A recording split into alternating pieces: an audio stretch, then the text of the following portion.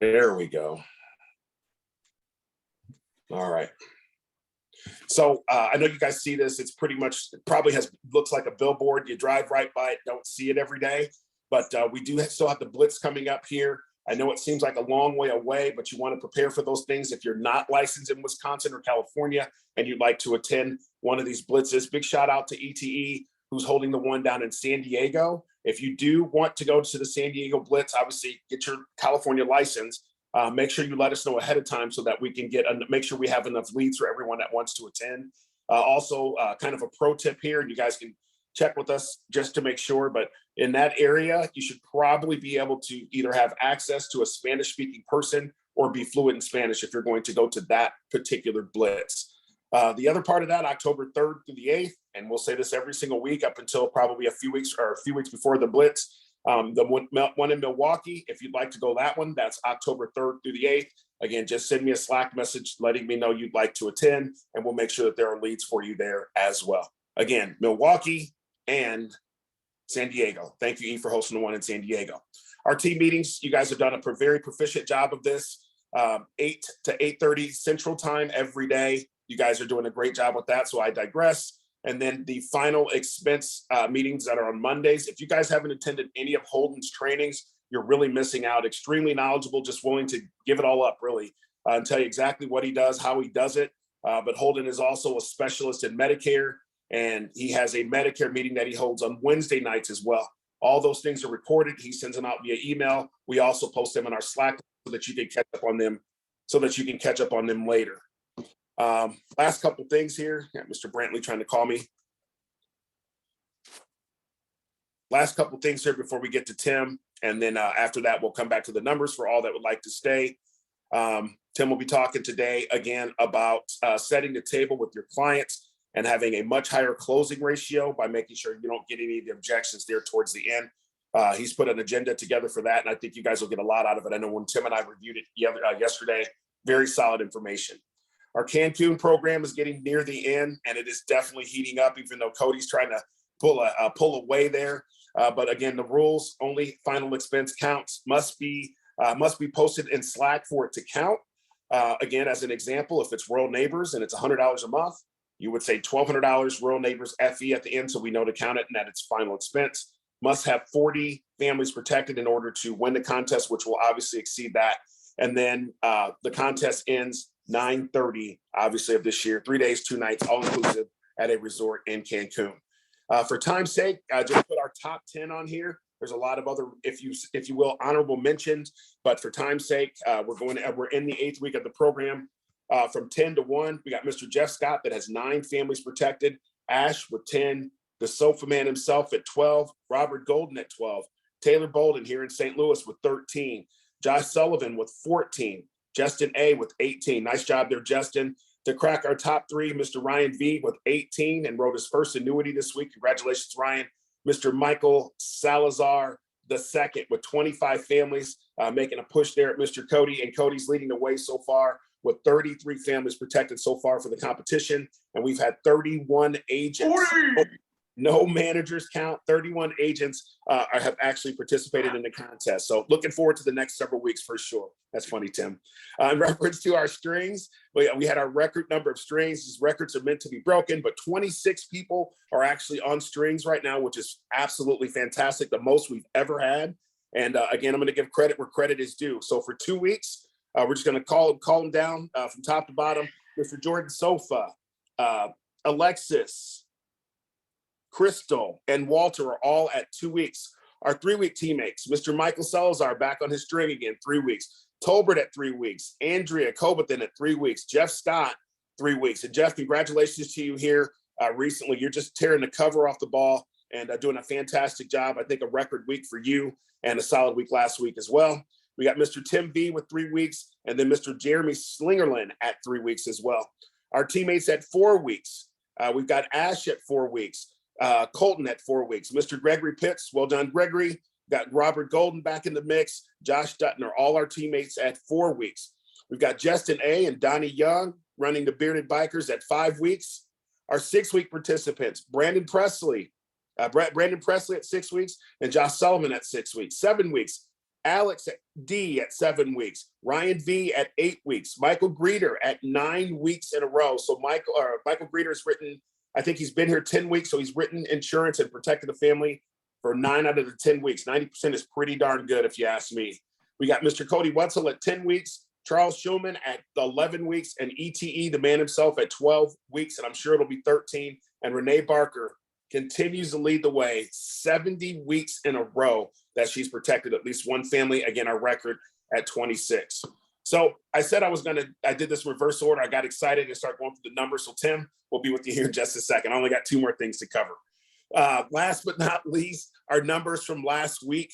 You guys see that there. I love giving the kudos. We had a little bit of it's crazy to think that 52,000 is a slower week for us, but the numbers are what they are. We got Miss Vanessa D there that wrote her first MAPD. So congratulations, Vanessa, for digging in. Medicare is not the simplest thing in the world, but you dug into it.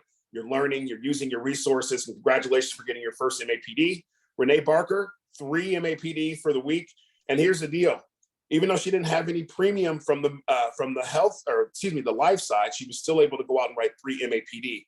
Again, if you're interested in learning about this and getting certified and your health license, now is the time. You have a few weeks before everything gets started. Not to be outdone, Michael Greeter coming in 24th spot with 1 family protected with MAPD. And I'll speed this thing up here in just a moment. Christy Polsak, Edward Mendez coming to 22 and building an organization. Charles Matthews, 576. Way to go, Charles. Brandon Presley, 597. DePotty at 622. Matt McNeven getting in the mix at 686 with the family protected. The Sofa Man, 793. 2 families protected. The Golden One, $1,152. Josh Dutton, 1314. Cecile Schubert, nice job, Cecile, 1440. Mr. Tolbert at 1484. Colton Kelly, 1516 with 1 family protected. Alexis, 1625. Michael Salazar, 1626, 2 families protected, cracking our top 10. Number 9, Josh Sullivan, $2,056 with 3 families protected. Awesome job, Josh. Andrea Coberton, 2208, 2 families protected. Mr. Bearded Biker himself, 2603 with 2 families protected. Another solid week by Mr. Gregory Pitts at $3,037 with 4 families protected. Our top 5, Jeff Scott. Great week, Jeff, at 3,800 with 6 families protected. Alex D at 3,984, 4 families protected. The man, the myth, the legend, Mr. Cody Wetzel at $5,178, 6 families protected, cracking our top 3. And congratulations, Cody. You've been absolutely crushing it since you've gotten here, and your weeks just keep getting better and better. Way to go. Justin A, 5895. Way to go, Justin, with 6 families protected. And not to be outdone, there, as I mentioned, Ryan Valet writes his first annuity and has protects a family there for a total of $8,810 for our top producer of the week. 52,435 for the week. 58 total families protected with an annuity. And our top 5, as I just mentioned, these are our top 5 for this week. And again, Jeff Scott, 3,800. Alex D, 3,494, 4 families protected. Cody Wetzel, 5,178. Alex at 5,895. And then we've got Mr. Ryan Valet at $8,810. That being said, Mr. Belo, the floor is yours, my friend, and looking forward to hearing it. I'm going to give you permission here and let you do your thing. Ooh, we got a bunch of people to get in here too. All right, let me let these guys in, Tim, and then I'll give you there. And you should be right here at the top, and we are going to make you the host. All right, dude, you got it. All right. Screen. Let's try to get exit full screen. Let me minimize this down just a little bit and get it pulled up here. You guys see that? No. You don't see my screen? No. Okay. Go back here just real quick. Probably got to do the old share thing. That would probably help, wouldn't it? Yep. I'm gonna ask you if you shared your screen, but I thought it was too obvious. All right. Yep, we got you. Okay. All right. Now we're good to go. So, guys, what I wanted to talk about today, just real quick, is it's something that I call it set the table, call it the buying atmosphere, whatever you want to call it, but I'm not going to talk about building rapport or anything like that. But what I'm going to talk about is getting into the next step. Now, let me preface this. This is what I do. I'm not saying that what I do is perfect or anything like that. Just use the supermarket approach on this. Pick and choose. You may not get anything out of this, and if you don't, hey, you're not going to hurt my feelings. But if you do get something out of it, then wonderful. Just use it as much as you can, because a lot of people may get, hey, I want to think about it, or there's always some objections. The goal to this is just to eliminate those objections in the beginning. It's kind of like forecasting, so to speak. So, because what I'm going to do is I'm going to read through this, and if you got any comments or questions, you could hold them to the end, because I want to get through this, and then we can come back and we can address whatever questions you have, why I do it a certain way, so on and so forth. But yeah, again, guys, pick and choose what works for you. Okay. I'm not saying change what you're doing. If what you're doing is working, just leave it alone. Okay. But one of the things that I always try to do is, it is important to build rapport and have some small talk. But what's also important is to, once you do that, is to get to business and be in control of the appointment. And I think as time goes on for you guys who are starting new, you'll learn that. And it comes from the premise of, if you go to the doctor, you don't go in there and dictate to him, hey doctor, I've got this going on. I think, we need to do this, that. No, you don't do that. Doctor will look at you like that, well, hit the door. So because we're the doctor, they're the patient, and you got to look at it like that. When I made that switch in my head a while back, that's when I thought, okay, hey, I have an insurance license. I know more about insurance than 99% of the people out there. So that's when I realized I should have confidence. I should be bold about what I'm doing, but bold in a very nice way about it as well. So, so always remember that you're the expert here. And guys, if you forget something, guess what? They don't know what you forgot. So don't beat yourself up over it. Okay. Because a third of the people you're going to get. And basically what I'm talking about, well, a third of the people you're going to get no matter what. My 15-year-old could close them.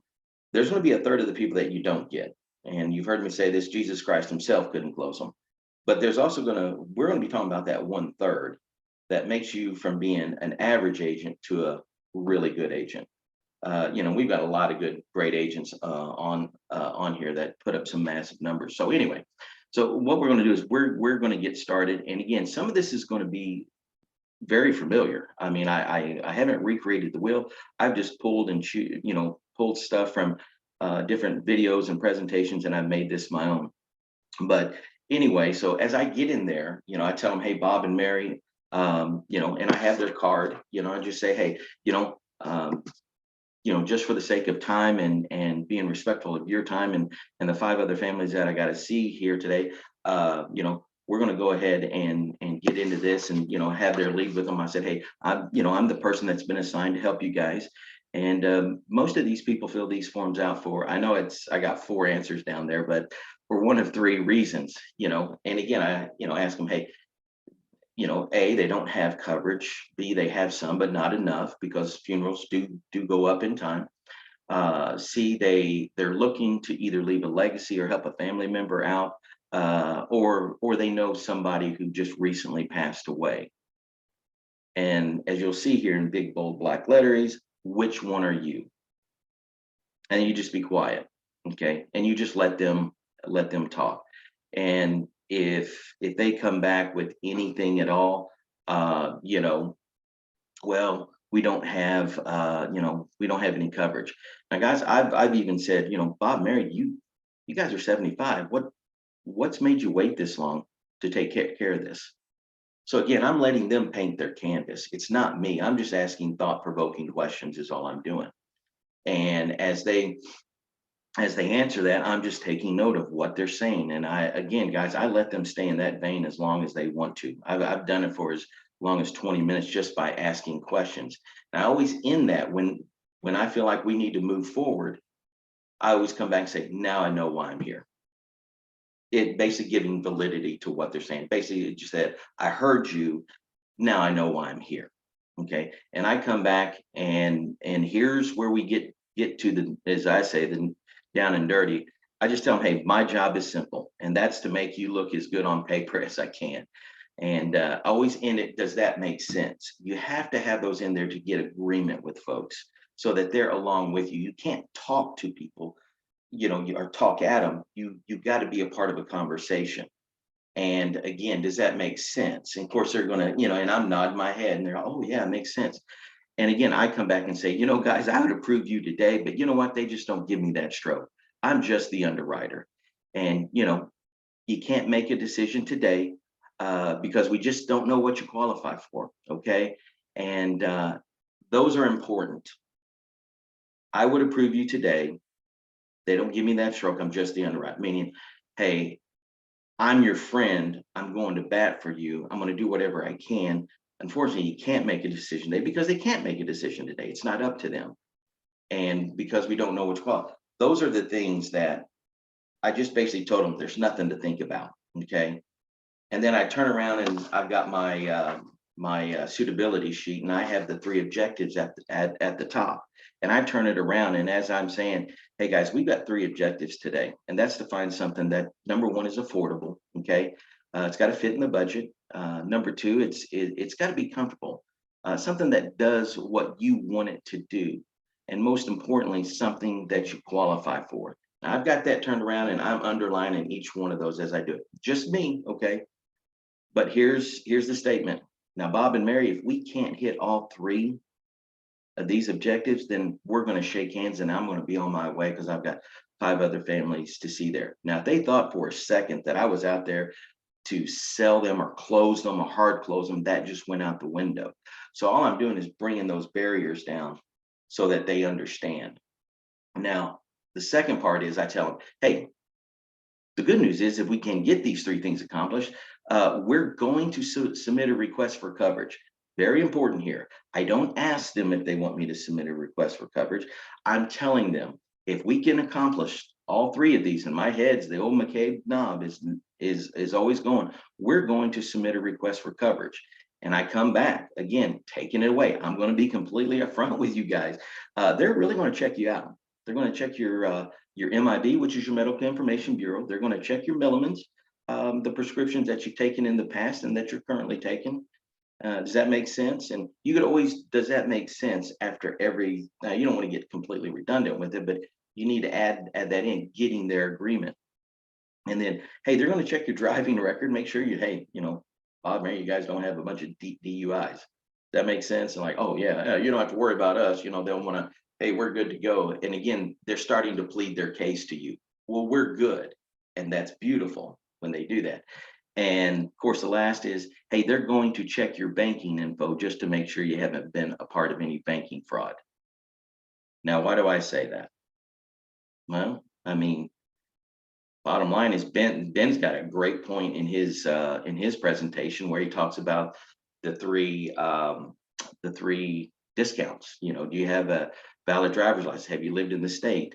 Do you have a bank account? Well, hey, you get all 3 discounts. That's beautiful to use too. But again, check, and here's where to check your banking info, make sure you haven't been part of your banking fraud. I'm assuming you have a bank account or Direct Express. That's where I say that. Oh yeah, well, yeah, we have Direct Express. Boom, now I know where I'm going with that. Okay, perfect. And then I come back. But here's the good thing, guys. Once approved, you're approved, okay? And again, I'm nodding. And I tell them, hey, what we're going to do is we're going for pre-approval today. Now, put a number down. I don't care what number you put down. 20% of the time, Bob and Mary, people are approved in the home. Now, if we could get that done today, wouldn't that be great? What do you think they're going to say? Yeah, well, it's stacked against them, right? Because only 20%. And, and I tell them, it's going to come back with 1 of 3 answers approved, which is great, 20%. Additional underwriting, which it's okay, guys. About 50% of that's going to come back and come back okay, or it's going to come back declined. And if that's the case, hey, not a big deal because we can pivot to another carrier because we've been called the Expedia cut coverage. And again, it lightens it up. But I had a guy say that one time, man, you guys are like the Expedia cut coverage. I'm like, yeah, absolutely. I'm going to have to use that. So again, as we're going through that, And I tell them, if it comes back clean, that's okay. Again, I just read that, didn't even know I had it underneath there. And again, does that make sense? Again, get them to agree with you. And then I tell them, hey, once you're approved, Bob and Mary, the ball goes back into your court. And then you get to decide, do you want to increase it, decrease it, or leave it alone? Does that make sense? Now, there was nothing in there about a 30-day look. There's nothing in there about canceling it. Because why? They are engaged with me. They filled out the card. They need the coverage. We're not even going to put that in their mind. So if you're doing the 30, oh, you get 30 days, 30 days, if you want to keep it, stop doing that, because they're going to cancel is what they're going to do. And then after I say, does that make sense? So I'm going to take 2 minutes and we're going to go over some basic health questions. And then I'm going to take 2 minutes and go over some basic finance questions. And then I'm going to take 5 minutes and I'm going to try to put together the best option I can for you guys. Let's get started. I don't say, do you want to get started? I just say, and once that's done, you can even say, does that make sense? Boom. iPad's coming open, or the suitability sheet. We're going to start rocking that thing down, and I'm going to business. Now, if somebody ever comes up, well, you know how much it is? Well, you know what, Bob, you're on page 6. I'm on page 2. We're going to get to that in a few moments. Let me catch up to you. So again, when somebody asks a question, you got to maintain control all the time. Don't let them have it.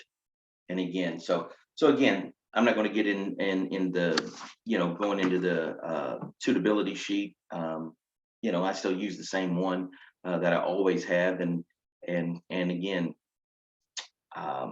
just follow along with that. Does anybody got any questions? I have a quick question for you, Tim. First of all, thanks for writing this out and having something that people can visualize. Guys, if you want this, I'm sure Tim's okay. We'll put it on Slack if Tim's okay with that. The other part of this is, though, Tim, and I know you and I have personally talked about this before, and we have in our leadership meeting, but how often when you go through this, how often when you get to the end do you get, I need to think about it? I know we're taking out the part where you're asking all the questions and everything else and kind of building through there. But setting this up this way, how often do you get, I need to think about it, or can I come back? Can you come back later? No, how often do you get that when you set it up this way? I don't. Again, because it's all about control. It's all about being confident in what you're doing. It's all about asking the right questions and getting them into agreement with you the whole time by, don't just talk at people, get them involved in it. Because again, you did the small talk, you built the rapport. And again, one of the things I didn't get into is down there, which one are you? That's when you really get down and find out what their big concerns are, where they're at on one of those 4. And then you always keep bringing that back into it the whole time as you're going through your presentation. But to me, like I said, to sit there and say that I've never had that, I need to think about it. And if they do say that, typically that's going to be at the end. One or two things happened. Either they're thinking that money's going to be coming out today. But again, that's one of the reasons why I say you can't make a decision today. And, Benny even said, and I like that, hey, I don't even collect any money. And again, that's one of those pressure relievers that I think I'm going to be adding that in, to my presentation. But again, setting it up properly so that again, you just flow right on through. But if they do, you got to go back and you got to revert back to, okay, here was the reason, you guys don't have it. You got to consider yourself lucky you're 75 and you never had life insurance. So you guys saved a bunch of money and yada, yada, yada. But again, I'm not going to sit there and say I've never had that, but I just don't get that. I need to think about it because I take care of that in the beginning. It's just crazy. Yeah, we set up, whoever that is breaking up really bad. Try again. Whoever that was had a question. Cool. It's funny, Tim, just like you talk about and Ben talks about on the daily meetings every day. People feel like, or consumers, like they've waited until they're 60, not that this old, 60, 70, sometimes upper, 80s and that kind of stuff to get this stuff done. And when you set this up the way you're setting it up, it makes them start to go, why, what made you wait so long to get this taken care of? If you don't ask those questions and you go and just start diving in, and you've heard Ben mention that on people that are sending recordings in, I highly recommend that you start sending recordings to your leaders, because you're probably saying things that you might not realize that you're saying. And it might be that one or two things that stops you from really excelling here. But this is so important. The setup is just as important as picking up the phone and setting the appointment. Because if you get in and you don't do this properly, you're going to get, I need to think about it. You really will, especially somebody that's on a fixed budget and you tell them it's $56 a month. And they were like, ooh, 56, I don't know if I can do that. And then they start thinking all these reasons why they can't, as opposed to the reasons why they should. If you do a proper setup and ask the questions on your suitability form, you'll be in good shape. Thanks, Tim, for sure. Anybody else? Because I got 1,000 questions I could ask you, but anybody else have any questions for Tim? Yeah, I have a question about the, when you get to the part about submitting a request for coverage. And because I could imagine when you tell them that they're going to be checking the bank account to make sure they haven't been a part of fraud, when they do say that they feel uncomfortable giving you that information, how do you overcome that? There's several ways of doing that. And again, I think it all starts in the beginning of this, small talk and, building that rapport. You're going to eliminate a lot of that as well. But, I had one guy tell me one time, he said, well, you need my bank account. I'm like, I don't need your bank account. They need your bank account, and I said, that's the way that they're going to pull, obviously I said, this is $1 billion company. They're not interested in, quotes, taking your $52 a month and, going to the beach next weekend. I said, that's not what they do. So, there's several ways of going about that. And that's a good question, Justin, because, that's one of the reasons why I tell them that, because, hey, we want to make sure you haven't been part of any banking fraud, meaning, hey, you're not qualifying. And what do people want? They want what they can't have. And again, one of those things, hey, can't make a decision today about America because I don't know what you qualify for. And again, it's just making those statements over and over again, and again, to answer that, somebody's wanting in here. Let me do that. So, again, go back to the why. And I had one lady one time say, well, I just don't feel comfortable about that. I said, well, let me ask you something. I said, have you ever gone out to eat before? Of course. Oh yeah, absolutely. I said, you hand your card to a waitress. Her name is Bonnie. You don't know her last name. You don't know anything about her. She walks to the back of the restaurant with your card. What's to say she doesn't take a picture of the front and the back of your card when nobody's looking, swipes your card. She's got the CVW code and everything else on it. And then she brings it back out to you. She's got your information and you don't even know Bonnie's last name. You know me. Again, I'm on your side on this deal. And we're talking about, whatever company you're with, who's a multi-billion dollar company. And you've got me that goes to bat for you. So you got to bring in some real life scenarios, because when I told that lady that, she goes, oh my gosh, I've never thought about that. And here, and it's like, I think didn't you say, I thought it was or somebody says that they pull out their driver's license. Well, I have a picture of that on my card, or on the back of my folder. So I got my license, my driver's license right there. I said, you know who I am. And again, it's just answering, it is a concern for them. But again, a lot of people, don't really think about when they hand the card to the waitress and they take their card. Maybe that'll get you to think this weekend. I don't know. Here's another thing, another little minor thing that I would throw into that too, Tim. You mentioned I show my driver's license every time. When I sit down with them, one of the first things I do after I ask to sit at the kitchen table and that kind of stuff, and we sit down, hey, before we get started, I mentioned to you that, obviously this is a very highly regulated industry. I'm doing that so that they know that. So that question that happens, I don't get that question that much when I was in the field more.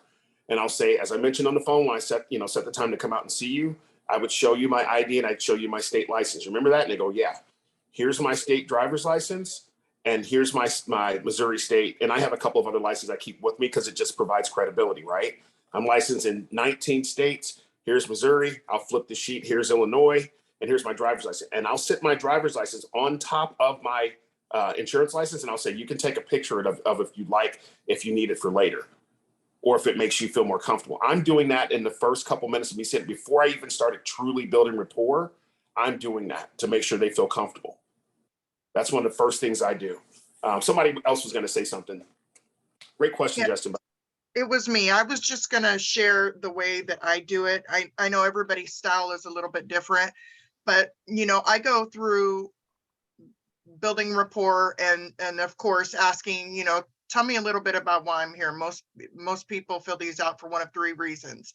And then when I say, now I know why I'm here. Before we get started though, I'm obviously going to be asking you a couple of personal questions today. And I want to share some information about myself as well, because I want you to feel totally comfortable with me today, knowing that I have your best interest at heart. Please take a picture of my license and my state license and my ID. That way you have something personal of mine as well. And if you ever have any concerns, you will have that at your disposal. And then I go back into, my job is simple, but that's where I enter it in. Right before I get started with the questions and everything. Good. And it's funny, we've all said the same thing, Renee, Tim, and myself. And first of all, again, great question, Justin. Everybody kind of has their own little setup, but it's important to at least have something like that structure that you do every single time. That way you don't forget. It's just a part of what you do. It's a part of your process, part of your program when you're sitting down with people. Hey, Corey, I got a question. Yes, sir. Hey, Tim, first of all, great meeting. Tim, you said something about, getting the positive affirmations and responses. Can you speak on how much that takes the pressure off when you can, say it like this, doesn't this make sense? Isn't that true? That's a fair question. Those things like that. How much did that take the pressure off of you as the agent when you're sitting next to them and you can get those positive answers from them? Great question, Gregory. And those are the small things that make 20% that have an impact of 80%. Because again, we have a tendency as people to talk at people instead of getting them involved. Because think about it, if you're just sitting there listening to some guy ramble, you're obviously not you're not engaged, you're not a part of it. But again, it's one of those things that, hey, does that make sense, Bob and Mary? Well, yeah, that does. Because guess what? They may add something to the end of that. Yeah, that's, that happened to my friend down the road, blah, blah, blah. Okay, well, you found out something else that you can use that on and start putting it into your presentation as well. But you got to get them involved. You got to get them agreeing with you. You got to get them, alongside you, because you're alongside them. This is not an adversary going back and forth. It's just one of those things, because I'm there to help. We're all there to help. But the thing of it is, you got to become a little bit of a wordsmith and, saying things, wouldn't that be great? And they're like, yeah, you know what? It would be great. Yeah. And again, if people are in a good mood, people buy from people that they know, like, and trust. And that's what you have to do as got to end everything with a question. Does that make sense? Isn't that great? Would you agree with that? Yeah, great question, Gregory. Yeah. And Tim, since you guys are on video, can you or Corey show them really quick how to do that with the McCabe nod and show them how much expertise that is? Yeah, you just, hey, they're going to check your banking info and make sure that you haven't been part of any banking fraud. And, once you're approved, you're approved. Be great, wouldn't it?